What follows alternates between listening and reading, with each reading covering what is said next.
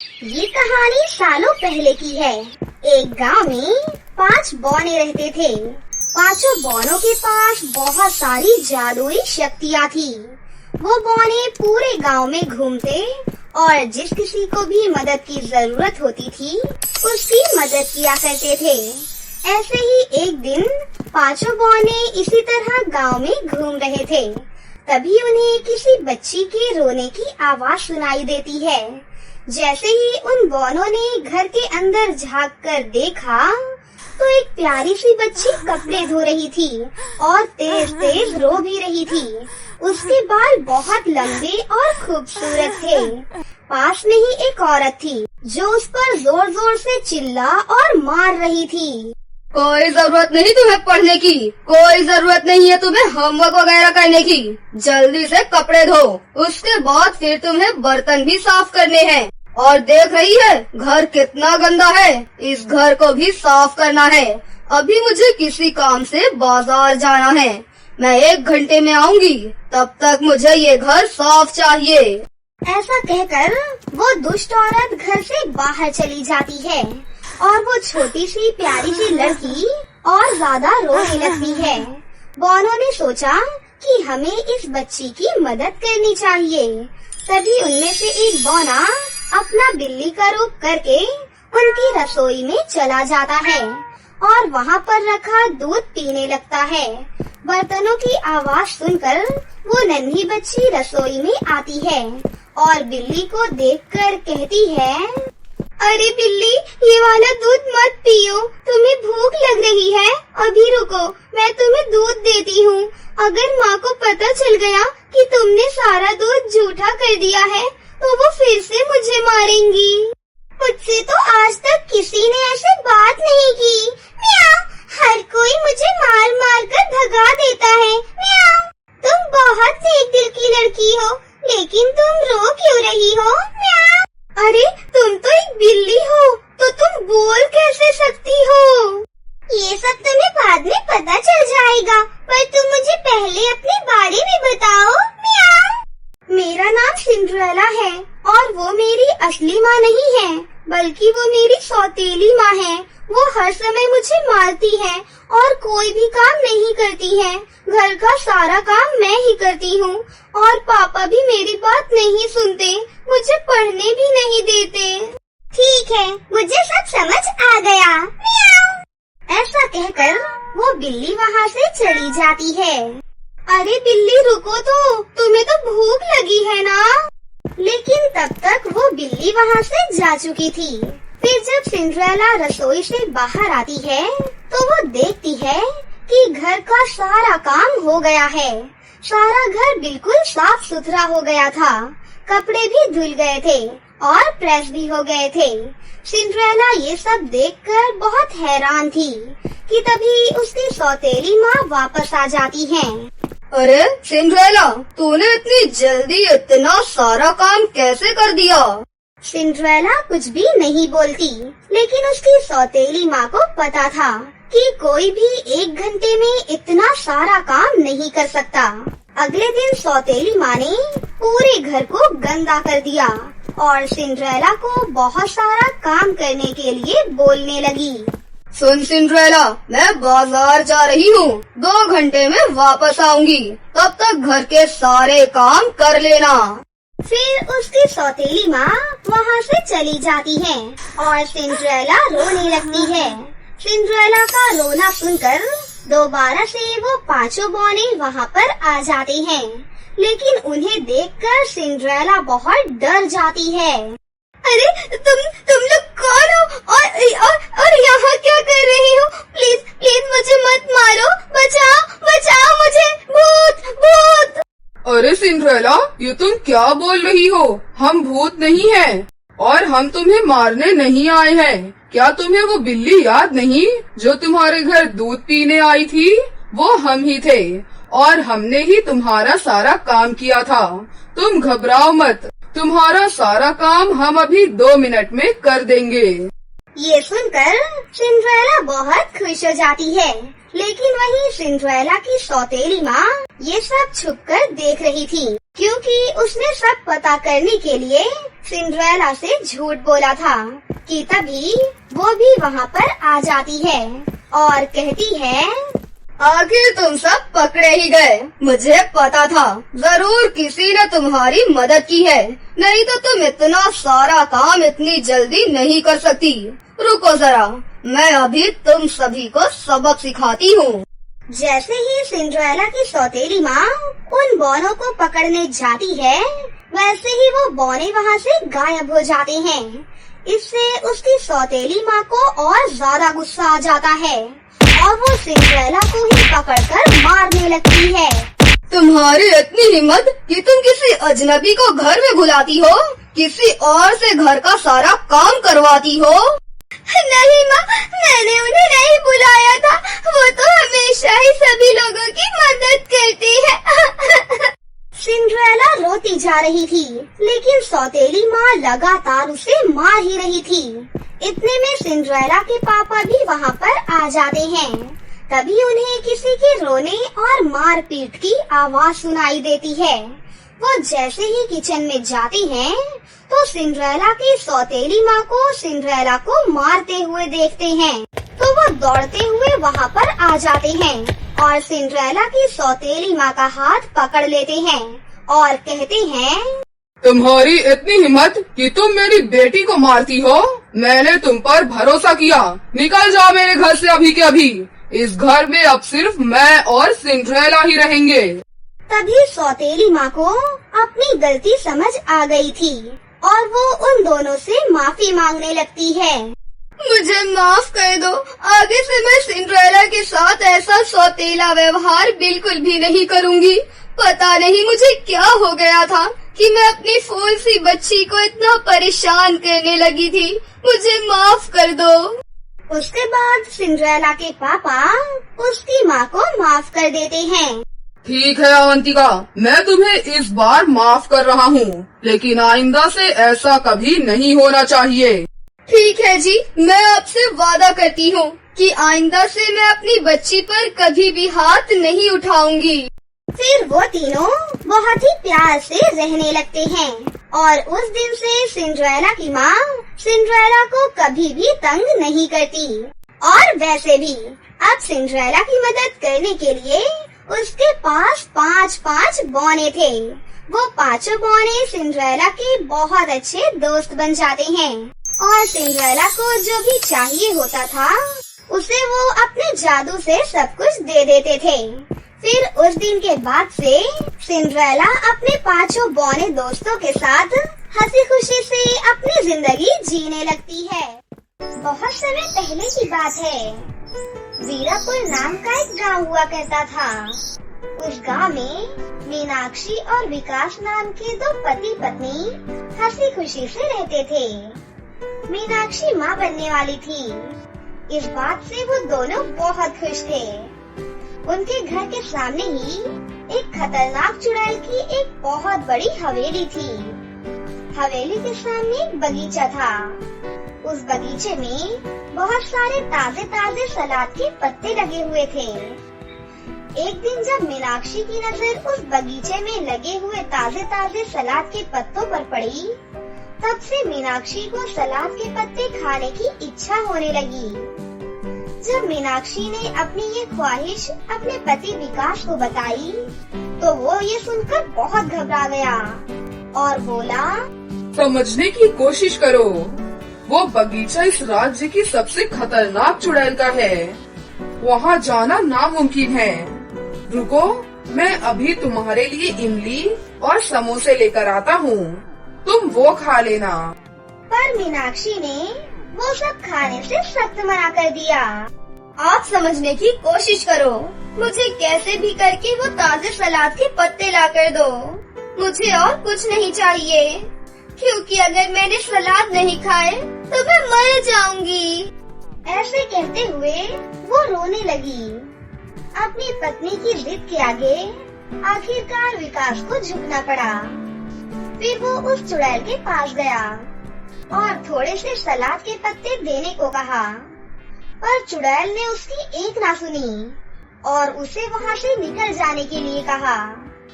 चुड़ैल के मना करने पर अपनी पत्नी के लिए विकास ने सलाद के पत्ते चुराने का फैसला किया। फिर रात के अंधेरे में वो चुड़ैल के बगीचे में घुस गया और ढेर सारे सलाद के पत्ते चुरा लिए। देखो, मैं तुम्हारे लिए ढेर सारे सलाद के पत्ते लेकर आया हूँ।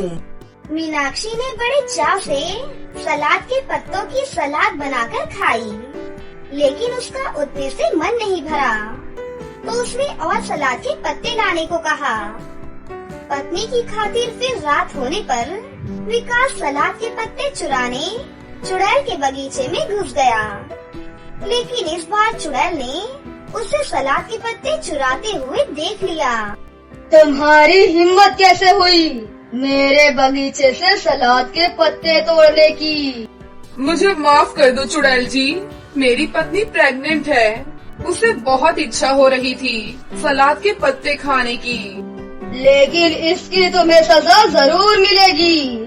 तुम्हारी पत्नी को सलाद के पत्तों के बदले अपना बच्चा मुझे देना होगा। नहीं, मैं अपना बच्चा तुम्हें नहीं दूंगा। क्या कहा? नहीं दोगे? सोच लो, वरना मैं तुम दोनों को जिंदा नहीं छोड़ूंगी। चुड़ैल की ये बात सुनकर विकास काफी घबरा गया और उसकी बात मान गया। अब घर आकर उसने ये बात अपनी पत्नी को भी बताई। ये सुनकर वो भी काफी परेशान हो गई। कुछ महीनों बाद मीनाक्षी ने एक सुंदर सी बच्ची को जन्म दिया। फिर वो दोनों उस गांव को छोड़ने की सोचने लगे, ताकि उन्हें अपनी बच्ची उस चुड़ैल को न देनी पड़े। हमें ये गांव जल्दी से छोड़ना होगा, नहीं तो वो दुष्ट चुड़ैल हमारी बच्ची को हमसे छीन लेगी। लेकिन जिसका डर था वही हुआ। चुड़ैल को भनक लगते ही वो तुरंत ही वहाँ पहुँच गई और उनके हाथों से उनकी बच्ची छीनकर वहाँ से चली गई। और वो दोनों आंखों में आंसू लिए अपनी बच्ची को अपने से दूर जाते हुए देखते रह गए। चुड़ैल ने उस बच्ची का नाम रखा सिंड्रेला। ऐसे ही दिन गुजर रहे थे और धीरे धीरे सिंड्रेला बड़ी होने लगी। वो दिखने में बहुत ही सुंदर थी और उसके बाल लंबे घने और सुनहरे हो चुके थे। वो चुड़ैल रोज अपनी बेटी के बालों में कंघी किया करती थी। अपनी माँ से कंघी करवाना सिंड्रेला को बहुत पसंद था। उस चुड़ैल ने उसे जंगल के बीचों बीच एक बहुत ऊंचे मीनार में कैद करके रखा था। उस मीनार में सीढ़ियाँ नहीं थी और न ही कोई दरवाजा था, सिर्फ ऊपर एक खिड़की थी। चुड़ैल ने कभी भी सिंड्रेला के बाल नहीं काटे थे, क्योंकि जब भी वो उससे मिलने आती वो नीचे से उसे पुकारती, सिंड्रेला, अपने लंबे घने बाल नीचे करो बेटा, तुम्हारी माँ आई है। चुड़ैल की ये आवाज सुनते ही सिंड्रेला अपने सुनहरे बाल खिड़की से नीचे गिरा देती और उन्हीं बालों के सहारे चुड़ैल मीनार पर चढ़ जाती। ऐसे ही कई साल बीत गए। मीनार में कैद सिंड्रेला अक्सर अपना मनपसंद गाना गाकर अपना मन बहलाती थी। एक दिन की बात है, सीतापुर राज्य का राजकुमार कुछ दिनों के लिए दूसरे राज्यों में घूमने के लिए आया। राजकुमार अरुण ने एक दिन जंगल घूमने का प्लान बनाया और अपने घोड़े पर सवार होकर जंगल की ओर निकल पड़ा। जंगल बहुत ही घना था। वो घूमते घूमते रास्ता भटक गया। तभी उसे कुछ दूरी पर एक ऊंचा मीनार दिखाई दिया। जैसे ही वो मीनार के पास पहुंचा, तभी उसे मधुर गाने की आवाज सुनाई देने लगी, जो कि सिंड्रेला गा रही थी। राजकुमार को उसकी आवाज इतनी मधुर लगी कि मीनार के अंदर जाने के लिए वो दरवाजा ढूंढने लगा, लेकिन उसे कोई भी दरवाजा नहीं मिला और वो मायूस होकर वापस लौट गया। लेकिन सिंड्रेला की आवाज उसके दिल को छू गई थी। इसलिए राजकुमार अरुण रोज उसके मीनार के पास जाकर उसकी मधुर आवाज सुनने लगा। एक दिन वो चुपके से दूर झाड़ियों के पास बैठकर सिंड्रेला की मधुर आवाज सुन रहा था, तो उसने चुड़ैल को उस मीनार पर सिंड्रेला के बालों के सहारे ऊपर जाते हुए देख लिया। अगले दिन जैसे ही शाम हुई, राजकुमार मीनार के नीचे खड़े होकर उस चुड़ैल की तरह सिंड्रेला को पुकारने लगा। सिंड्रेला, सिंड्रेला, अपने बाल नीचे करो। ये सुनते ही सिंड्रेला ने अपने बाल नीचे किए और राजकुमार मीनार तक पहुंच गया। सिंड्रेला राजकुमार अरुण को अपने सामने देखकर घबरा गई, क्योंकि आज तक उसने कभी किसी आदमी को नहीं देखा था। लेकिन राजकुमार ने बड़े ही प्यार से उससे बात की। अरे घबरा मत, मुझे अपना दोस्त समझो। मैं तुम्हारा मधुर संगीत सुनकर यहाँ तक आया हूँ। वैसे तुम कौन हो और मीनार में क्यों रह रही हो? ये मीनार एक चुड़ैल का है। उसने मुझे यहाँ कैद करके रखा है। उसने मुझे मेरे माता पिता से छीन लिया था। तब से मैं इसी मीनार में कैद हूँ। मैं उस चुड़ैल की मर्जी के बिना कहीं भी नहीं जा सकती हूँ। मैं तुमसे वादा करता हूँ, मैं तुम्हें उस चुड़ैल के हाथ से आजाद जरूर करवाऊंगा। ये कहते हुए राजकुमार ने सिंड्रेला से वादा किया और फिर वो वहाँ से चला गया। पर वो दोनों इस बात से अनजान थे कि चुड़ैल ने उन्हें देख लिया था। फिर वो गुस्से में सिंड्रेला को आवाज देती है। सिंड्रेला, अपने लंबे घने बाल नीचे करो। चुड़ैल की ये आवाज सुनते ही सिंड्रेला अपने सुनहरे बाल खिड़की से नीचे गिरा देती है और उन्हीं बालों के सहारे चुड़ैल गुस्से में मीनार पर चढ़ गई और वो सिंड्रेला से बोली, तुम्हारी इतनी हिम्मत! मैंने सोचा था कि मैं तुम्हें बाहर की दुनिया से दूर रखने में सफल हो गई, पर तुमने मुझे धोखा दिया। तुम्हें इसकी सजा मैं जरूर दूंगी। रुको, मैं तुम्हें अभी बताती हूँ।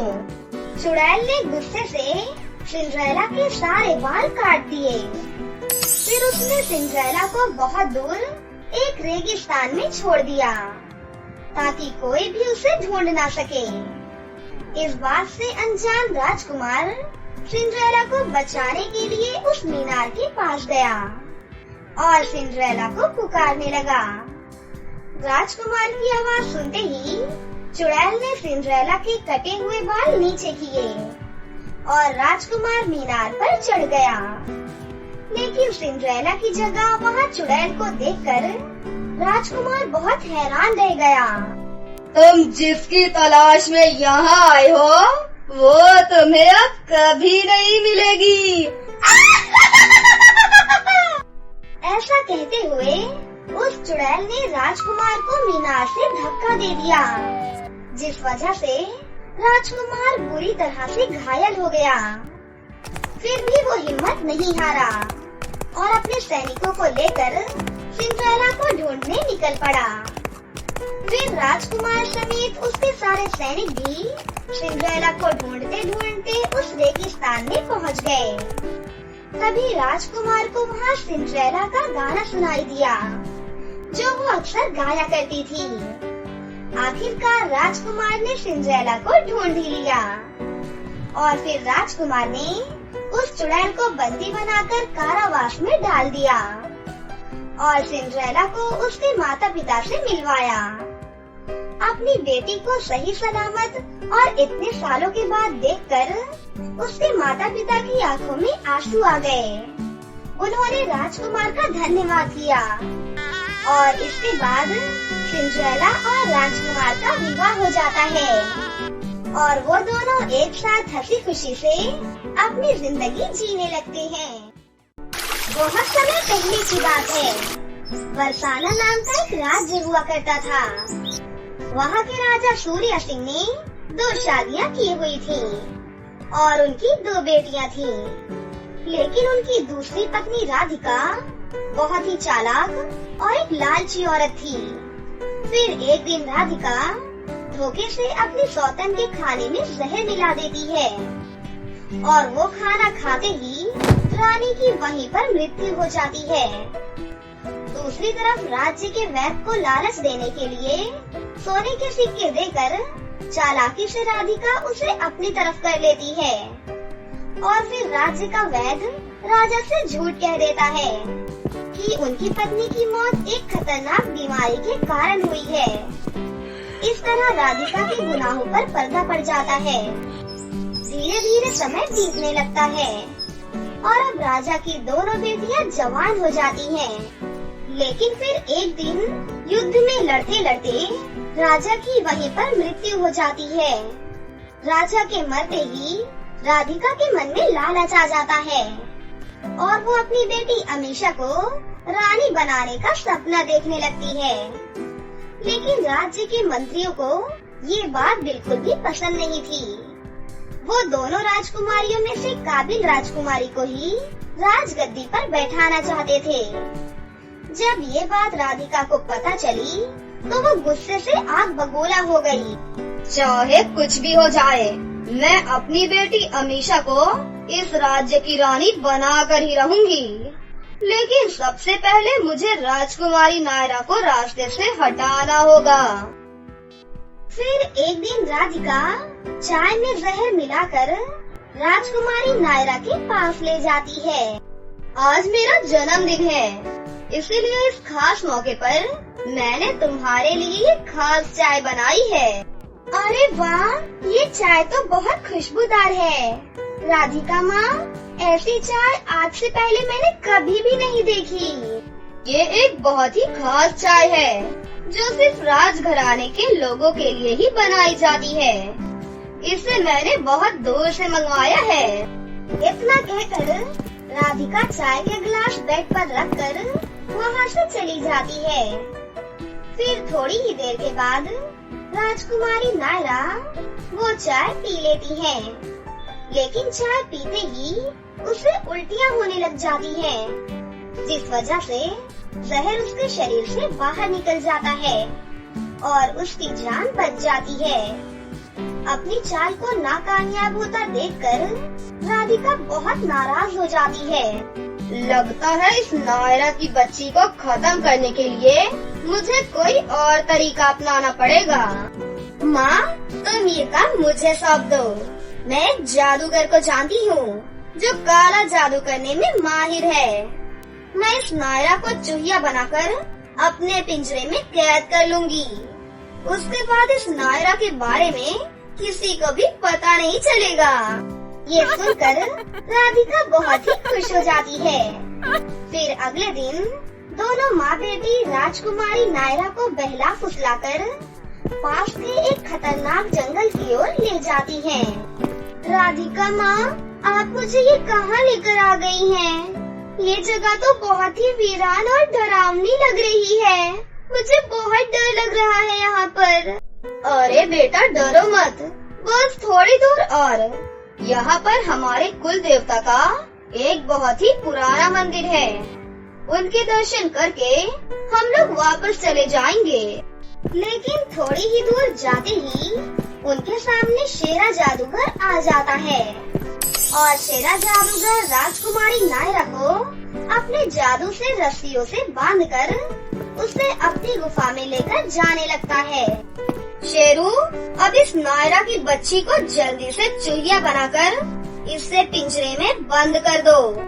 नहीं नहीं, इस लड़की को जिंदा रखना खतरे से खाली नहीं है। मैं तो कहती हूँ कि इसे चूहिया बनाकर बिल्ली को खिला देना चाहिए। हाँ, ये बिल्कुल ठीक रहेगा। इससे इसकी कहानी भी हमेशा हमेशा के लिए खत्म हो जाएगी। आप दोनों मुझे जान से क्यों मारना चाहती हो? मैं तो तुम्हारी बहन हूँ ना अमीषा। आखिर मैंने तुम्हारा क्या बिगाड़ा है? क्योंकि अगर तुम जिंदा रही तो मैं कभी भी रानी नहीं बन पाऊंगी। इसीलिए तेरा मरना बहुत जरूरी है। देखो, मुझे सिंहासन का कोई भी लालच नहीं है। तुम शौक से रानी बन सकती हो। बस मुझे छोड़ दो, मुझे मत मारो। अरे, तूने हमें बेवकूफ समझ रखा है क्या? हम तुम्हारी बातों में नहीं आने वाले। और वैसे भी रहम किस चीज को कहते हैं हमें तो पता भी नहीं है। और मैंने ही तुम्हारी माँ को भी जहर देकर मारा था, समझी तू? चलो माँ, अब बातें बहुत हो गई। अब इसको जान से मारने का समय आ गया है। उसके बाद शेरा जादूगर राजकुमारी नायरा को अपनी शक्ति से एक चूहिया के रूप में बदल देता है और वहाँ पर एक बिल्ली को भी प्रकट कर देता है। चल बिल्ली, जल्दी से इस चुहिया को खाकर इसका काम तमाम कर दे। बिल्ली जैसे ही नायरा को खाने के लिए आगे बढ़ती है कि तभी वहाँ पर पड़ोसी राज्य का एक राजकुमार पहुँच जाता है, जो कि गुफा के बाहर से सब कुछ देख रहा था और वो अपनी तलवार से बिल्ली की गर्दन काट देता है। मैं यहाँ पर शिकार करने आया था। अच्छा हुआ कि मैंने ये सब कुछ देख लिया। चल अब जल्दी से इस राजकुमारी को वापस इंसान के रूप में बना दे, वरना मैं अपनी तलवार से तेरी भी गर्दन काटकर अलग कर दूंगा। राजकुमार की धमकी सुनकर शेरा जादूगर घबरा जाता है और वो राजकुमारी नायरा को फिर से इंसान बना देता है। फिर राजकुमार दोनों माँ बेटी और जादूगर को राजकुमारी नायरा के महल में लेकर जाता है और मंत्रियों को सारी बात बता देता है। फिर वो लोग दोनों माँ बेटी और उस जादूगर को महल के तहखाने में कैद कर देते हैं। ऐसे ही समय बीतने लगता है और राजकुमारी नायरा और राजकुमार बहुत ही अच्छे दोस्त बन जाते हैं। फिर उन दोनों को एक दूसरे से प्यार हो जाता है। उसके बाद वो दोनों शादी कर लेते हैं और राजकुमारी नायरा और राजकुमार को राजगद्दी पर बैठा दिया जाता है। इस तरह सब कुछ ठीक हो जाता है और वो दोनों राजा रानी बनकर हंसी खुशी जीने लगते हैं। शिवनगर में पिंकी और माही नाम की दो बहनें रहती थीं। दोनों बहनों के आपस में बहुत ज्यादा प्यार था। पिंकी और माही का इस दुनिया में कोई भी नहीं था। एक बूढ़ी माँ थी, लेकिन अब वो भी इस दुनिया में नहीं रही। दोनों बहनों के पास एक छोटे से घर के अलावा और कुछ भी नहीं था। एक दिन की बात है, उनके घर रामधुन्नी सेठ आया और बोला, सुनो लड़की, तुम्हारी माँ ने मुझसे पैसे उधार लिए थे, वो तो बिना कर्ज चुकाए ऊपर चली गयी। अब ये कर्ज तुम लोगों को ही चुकाना होगा, समझी? पर सेठ जी, हम कर्ज कहाँ से चुका पाएंगे? हमारे पास तो कोई काम भी नहीं है। काम नहीं है तो मैं क्या करूँ? मैं कुछ नहीं जानता, मुझे मेरे पैसे चाहिए ही चाहिए। मैं तुम दोनों को 1 महीने की मोहलत और देता हूँ। अगर तुमने मेरे पैसे नहीं चुकाए तो फिर ये घर खाली कर देना, समझ गई ना? इतना बोलकर सेठ वहाँ से चला जाता है। दीदी, अब क्या होगा? अगर हमसे ये घर छीन गया फिर हम कहाँ रहेंगे? बोलो ना दीदी, कहाँ जाएंगे हम? चिंता मत करो पिंकी, मैं हूँ ना, सब कुछ ठीक हो जाएगा। मैं जल्द ही काम करके सेठ के सारे पैसे चुका दूंगी। पर दीदी, हम करेंगे क्या? हमें तो कोई काम करने आता ही नहीं है। अगर किसी ने हम पर तरस खाकर भी कोई काम हमें दे भी दिया तो भी हम सेठ के पैसे 1 महीने में नहीं चुका सकते। पिंकी, भगवान पर भरोसा रखो, अब वही हमें इस मुसीबत से निकाल सकते हैं। माँ हमेशा कहती थी, मुश्किल वक्त से घबराना नहीं चाहिए। अब तुम आराम करो, मैं बाहर कहीं काम पता करके आती हूँ। दीदी, मैं भी आपके साथ चलूंगी। हम दोनों मिलकर काम करेंगे, तभी हम सेठ के पैसे चुका पाएंगे।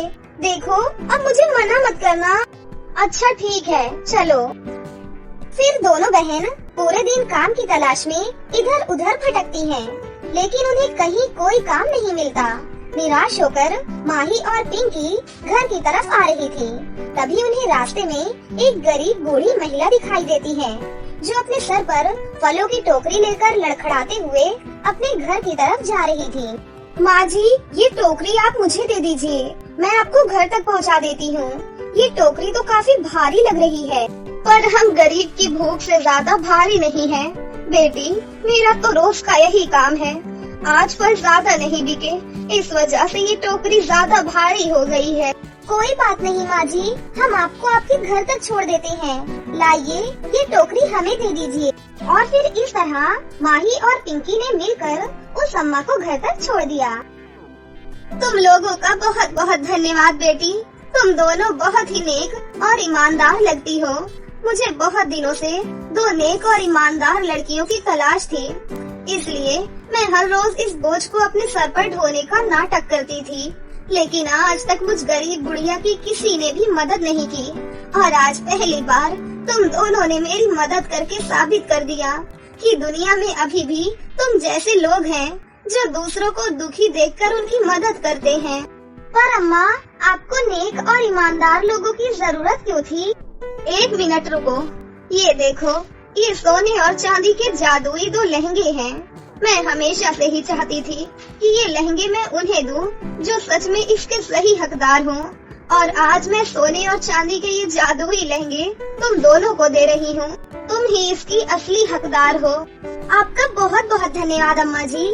आपको नहीं पता, आपने हमें ये लहंगा देकर हम दोनों पर कितना बड़ा एहसान किया है। अम्मा, हमारा इस दुनिया में कोई भी नहीं है। अगर आप हमारे साथ चलकर हमारे घर में रहोगी तो हमें आपकी सेवा करने में बहुत ही खुशी मिलेगी। हाँ अम्मा, आपने हमारी इतनी मदद की है तो आपको अब हमारी बात माननी ही होगी। चलिए ना अम्मा जी। अच्छा ठीक है, चलो। फिर इस तरह माही और पिंकी उस अम्मा को अपने घर ले आती हैं, और फिर दोनों बहन सोने और चांदी के लहंगों से खूब सारा धन मांगने लगती हैं। उन पैसों को लेकर सबसे पहले माही रामधुनी का कर्जा चुकाती है, और फिर बाकी पैसों से उस अम्मा के साथ साथ गरीब और मजदूर और बेसहारा लोगों की मदद करने लगती है। तो दोस्तों, कैसी लगी आपको हमारी ये कहानी? अगर आपको हमारी कहानी अच्छी लगी हो तो इसे जरूर लाइक करें, साथ ही हमारे चैनल को सब्सक्राइब भी कर लें और बेल आइकन को दबाना ना भूलें। मिलते हैं अगली वीडियो में। धन्यवाद।